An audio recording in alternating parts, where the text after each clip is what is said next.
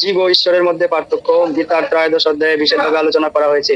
এই আলোচনার মধ্যে আমরা জানতে পারি যে জীবের মতো ভগবানও ক্ষেত্রজ্ঞ অর্থাৎ চেতন, তবে জীব কেবল তার নিজের দেহটি সম্বন্ধে চেতন, কিন্তু ভগবান সমস্ত দেহ সম্বন্ধেই চেতন। যেহেতু তিনি সকলের হৃদয়ে অবস্থান করেন, তাই তিনি সকলের অন্তরতম প্রদেশের কথা জানেন। এই কথা আমাদের ভুললে চলবে না।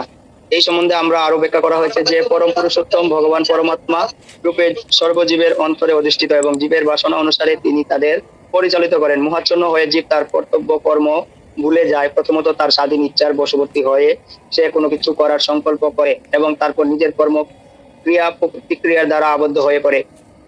যে এক দেহ পরিত্যাগ করে আরেক দেহ ধারণ করে, যেমন পুরাতন কাপড় ফেলে দিয়ে নতুন কাপড় পরি, এইভাবে পূর্বকৃত কর্ম ফলস্বরূপ আত্মা এক দেহ থেকে আরেক দেহে দেহান্তরিত হয়।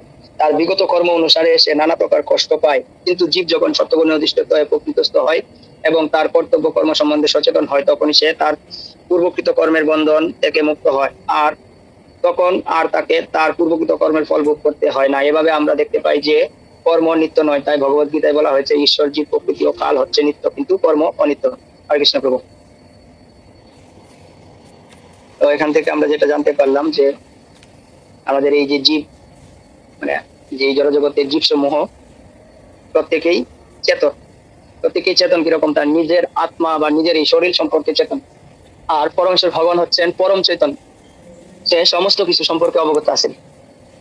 আমাদের এই দেহ সম্পর্কে আমরা জানি, আর ভগবান আমাদের এই প্রত্যেক জীব সম্পর্কে সম্বন্ধে চেতন আছেন। পুরুষোত্তম ভগবান আমাদের এই দেহের মাঝে তার অংশ প্রকাশ রূপে আত্মা, পরমাত্মা রূপে অবস্থান করতেছেন। আমাদেরটা অনু চৈতন্য, আর ভগবান একটা হচ্ছে বিভু চৈতন্য। মানে ভগবান এই শুধু যে আমি আমার সম্পর্কে জানতে পারি, আর ভগবান সমস্ত জীব সম্পর্কে জানতে পারে। এরকম কি কুকুর, বিড়াল, গাছপালা যে সমস্ত কিছু আছে, সবকিছু সম্পর্কে ভগবান অবগত। কিন্তু আমি আমার এই ক্ষুদ্র চেতনা দিয়ে আমি নিজেকে স্বাধীন ভেবে বিভিন্ন ধরনের সংকল্প এবং কর্ম করার জন্য প্রয়াস করে থাকি, কিন্তু এই সমস্ত কর্ম করার মাধ্যমে এই কর্মের ফল ভোগ করতে হয়। তো এর থেকে আমরা কিভাবে পরিত্রাণ পেতে পারি এই সম্পর্কে এখানে বলছে যে ওই কর্মটা যখন সত্যগুণে করব, তখন এটার পরিত্রাণের একটা পন্থা আমরা লাভ করব। আর এই কর্ম করার কারণে বিভিন্ন ধরনের ফল আমরা ভোগ করতেছি, আর এই বিভিন্ন জনিতে বিভিন্ন দেহ ধারণ করে জীবনযাপন করছি। যেরকমটা বলা হয়েছে যে পোশাক পরিবর্তনের করার মতো। আমি শিশুকালে যা পরেছিলাম, যখন আমি প্রাপ্তবয়স্ক হয়েছি বা বৃদ্ধ হয়ে যাব, তখন আর একই পোশাক পরতে পারবো না।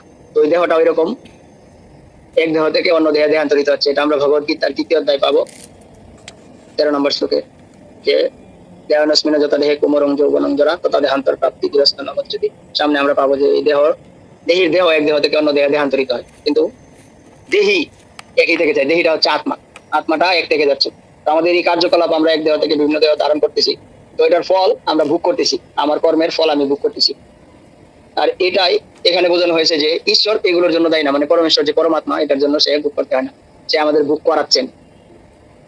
তো এর আরেকটা উদাহরণ আছে যে একটি গাছে দুটি পাখি বসে আছে, একটা পাখি ফল খাচ্ছে, যে আরেকটা পাখি দেখছে। তো ওই দেখছে যে পাখিটা, ওটাকে বলা হয়েছে ক্ষেত্রজ্ঞ। মানে ওই দেহটা সম্পর্কে সে পূর্ণরূপে অবগত আছে, আর আমি কিঞ্চিত জানি, আবার ভুলেও যাচ্ছি, বিস্মৃত হচ্ছি মায়ার প্রভাবে, যার কারণে আমি এই ধরনের কর্মফল ভোগ করতে বাধ্য হচ্ছি।